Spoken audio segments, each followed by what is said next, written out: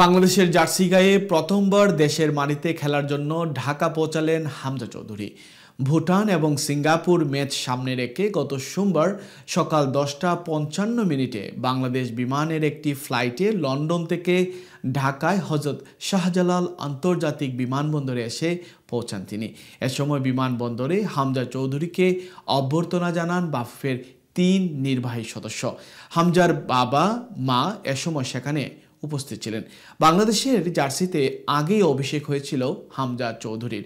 গত মার্চে ভারতের শিলংয়ে এশিয়ান কাপ বাছাইয়ে স্বাগতিক ভারতের বিপক্ষে অভিষেক হয় হামজা চৌধুরীর। এবার ঘরের মাঠে লাল সবুজের জার্সি গায়ে অভিষেকের ইংলিশ প্রিমিয়ার লিগ খেলা এই ফুটবলার।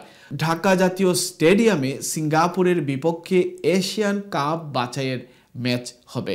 এর আগে 4 জুন ভুটানের বিপক্ষে একটি প্রীতি ম্যাচ খেলার কথা রয়েছে লাল সবুজের প্রতিনিধিদের।